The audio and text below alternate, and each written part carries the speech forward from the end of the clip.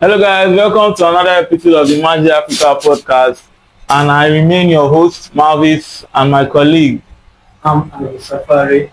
So today we are going to be discussing a very important topic in Africa. Why do African goalkeepers struggle to make elite European status? So Hadith, I want to ask, why do African football system consistently produce elite outfield players but we struggle to produce goalkeepers at that same level? Okay, if you look at football in general, uh, football in general do not really look out for goalkeepers like they look out for outfield players.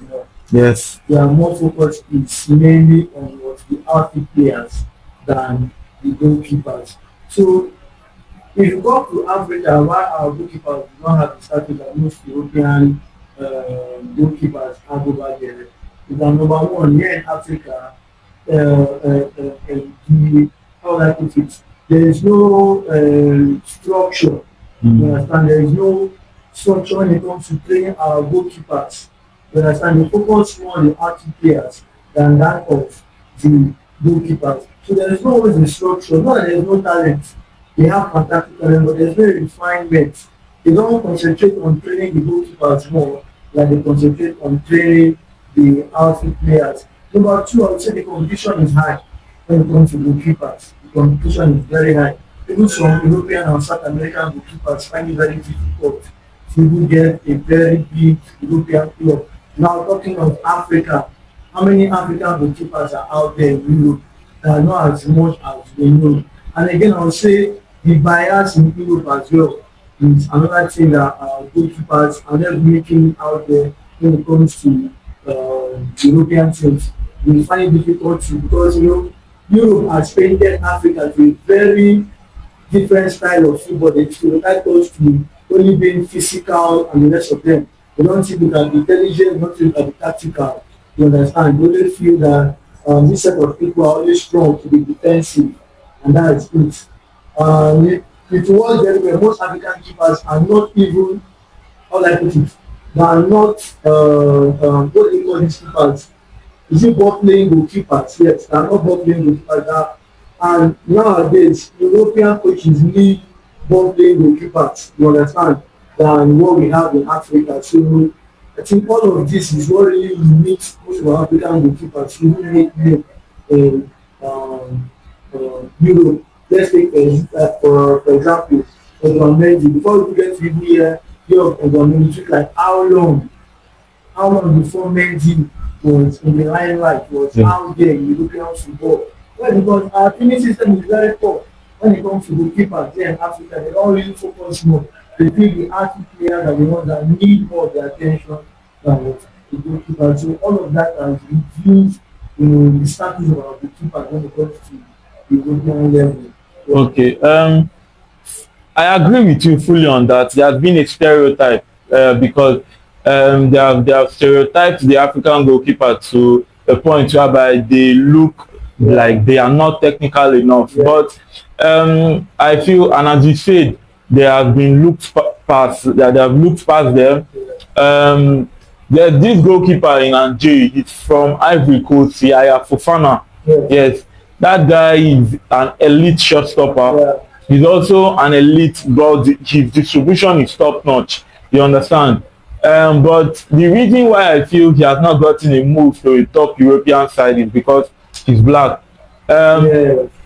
Because his performances has been outstanding for Angers, and in the French league they have noticed him specifically. And one thing I want to understand how many African academies here have produced goalkeeper that even if they are not like even if they did not make it in like the top European leagues, but at least they are in mid-tier table teams and the rest of them. Africa Academy. Yes. Africa. Yes. I'm not wish I don't any Africa Academy. But I know for a fact that at least for next time, Michael Tony, if he plays for a French side, Michael Tony. No, he played for an Italian side. An Italian side, sorry. Yes. He plays for an Italian side. At least for an extent, he's doing very well. Victor Ema, former Yes, played for Lille, yes. Yes, played for the French side as well. So the academy here in Africa towards the keepers as well, like I said earlier, is another weak point. Why, so I cannot really categorically state, you know, the academies in Nigeria that produce, or sorry, in Africa rather, that produce the good goalkeepers here in Europe. But these are some goalkeepers like Victor Yema, Aliko Okule, Edwin Mendy, and the rest of them that have come out from Africa and they've been one of the best out there so far. So, Now, there are some academies here in Africa. I'm going to list some of them that okay. have produced outfield players that have gotten to the very top of the European football. But the Like, outfit players not yeah, good. yes. Like outfield players that have gone to the very top, that have won Champions League, that has come out top five in the Ballon d'Or. Goalkeepers. Yes. I mentioned goalkeepers because I could not find out. So I was thinking maybe you would know anyone. That was why I asked, because me personally I could not find out. But what I did was that there are some academies here in Africa like Generation Foot, you know, and they have connection with Metz in French league, and they produced Sadio Mane. Right to Dream, Ghanaian academy that produced Kudus, Sulemana in Southampton. I don't think he's in Southampton now. Asset Mimosa in Ivory Coast, Yaya Toure, Kolo Toure, Mohammed Five Academy in Morocco, Ajax Cape Town Academy in South Africa that have connections with Ajax in Netherlands. They wear the same uniform, they transport players in between them. So these are top academies that have produced some world-class stars in Africa, yeah, that has even gone far in the European game. They have gotten to the pinnacle of the European game, conquered the European game to the highest. But as we have said, it has been difficult for them to produce goalkeepers of the same level. Me personally, I feel these academies, they don't invest as much as they do for these outfield players when it comes to goalkeepers, because number one, given that we are in Africa, the economic situation and everything, yes, they are running an academy, a football academy, but they are also running an institution that they would be looking to make profit from. So if you're looking at the cost of players normally, a winger, a top nine, a midfielder would generate more money compared to a goalkeeper. So in as much as yes, the goalkeepers they have been stereotyped, these academies wouldn't specifically want to spend that much money in hiring a goalkeeping coach and the rest of them, investing that much for the goalkeeper position when they know they can do so little, and maybe a young boy from somewhere can just come out with incredible pace and God-given technique, and they can sell him for 500,000 euros or 500,000 pounds and something like that, and make so much money for the academy. So do you think Europe and South America, what do you think they are doing that Africa will not be able to push our keepers? That question is a very intelligent question, Hadith, because one thing we should consider first and foremost, we have to look at our economics, our infrastructural system here in Africa. Compared to those continents we call, when it comes to infrastructure, Africa is backward. We are far behind them.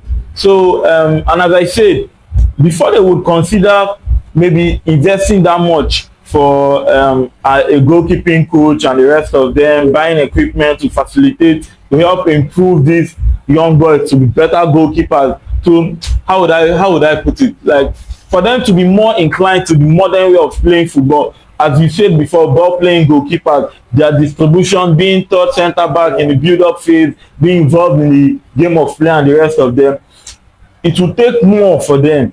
And taking that much from them, most times it might make those academies, it might make them run into losses. You get, and if they should run into losses, their investors, because most of them, what I observe, most of them, they are backed by foreign clubs. So their investors would not normally be happy with such situations. You understand? That is what I think maybe that might be one of the issues whereby they are not investing so much in these goalkeepers and the rest of them. But I'll still mention some goalkeepers in that African goalkeepers that have made it to the top in European football. Edward Mendy, as you said, you mentioned Edward Mendy, Champions League winner for Chelsea. Asian Champions League winner too for Al Hilal. So she's a top goalkeeper. He has gotten to the pinnacle of African football and European football and Asian football. And Andre Onana. But something about Andre Onana. No, Andre Onana is when we are talking about this passing, when we are talking about goalkeepers playing the ball with their leg, distribution and the rest of them, Andre Onana is one of the best. If you're being sincere, yes, he's a very poor shot stopper, but when we're talking about that kind of play, he's one of the best. Why? Because he was brought up in La Masia. From La Masia, he went to the famous Ajax Academy. Then from there, he came up from Ajax Academy, played for Ajax before he had issues with his medical reports and he was banned for some years. Then he went to Inter Milan. From Inter Milan, he went to Man United after a wonderful season for Inter Milan. Yeah, so Andre Onana is a very good goalkeeper.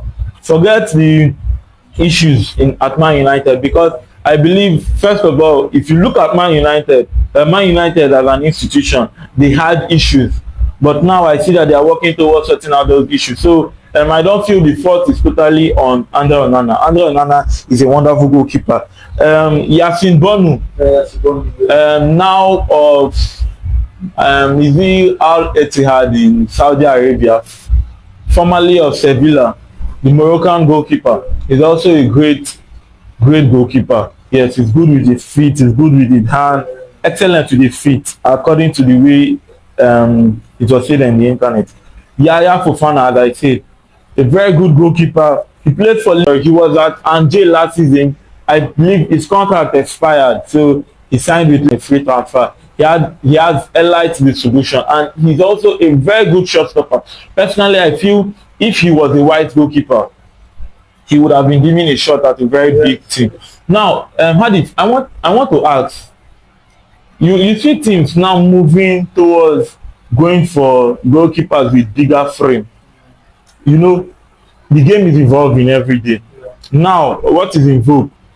Bigger frame, you're good with your feet, your cross claiming should be at least above average. That is what is in vogue now. Now, a club like Man City went for a goalkeeper like Donnarumma. Donnarumma is extremely poor with his feet, but he's one of the best shot stopper. He's good in cross claiming. He can spread his body. Very good in 1v1 situations. Do you think if Donnarumma was black with all these attributes, he would have gotten the shot at Man United and Man City, paid that amount of money? He had that same shot at PSG. He was paid at about 20 million euros a year, and now he's at Man City. Do you think if he was black with as good as shot stopping he has now, do you think he would have gotten that opportunity? It doesn't argue with you. If I want to say, I would say 30% chance of him getting an opportunity because he's black. Because he's black, yeah. You always find the fault. And you tend to say, no, it's not with his feet. Yes, because Pepper than his shot, not like in African player. So I don't want him. He cannot cross the ball like I want him to cross the ball. So I will not want him to cross. But you can see he still signed English was not with his feet. Yes, yes. So he's a 30%. And they gave him big money. And they gave him big money. So he's 30%. And I think the only club in England that signed to an African goalkeeper with Chelsea and Man. Yes. Chelsea and Man. I'm not sure any other club has signed an African goalkeeper before. So if I'm to say just 30% chance, like we give him that chance, 30%, not fully. Yes, you see, the goalkeeping position is one position that, as we can see, is evolving rapidly. Now, imagine a coach like Pep that was one of the pioneers for these ball-playing goalkeepers, moving from one season to the next. He moved from a very good ball-playing goalkeeper like Ederson to a very poor goalkeeper like Donnarumma. So you see how the game is moving very fast. Now, Hadith, I want to ask, do you think if Andre Onana, sorry that I'm going back to him, Andre Onana, do you think if he was not trained in La Masia, he would be given a chance at Ajax?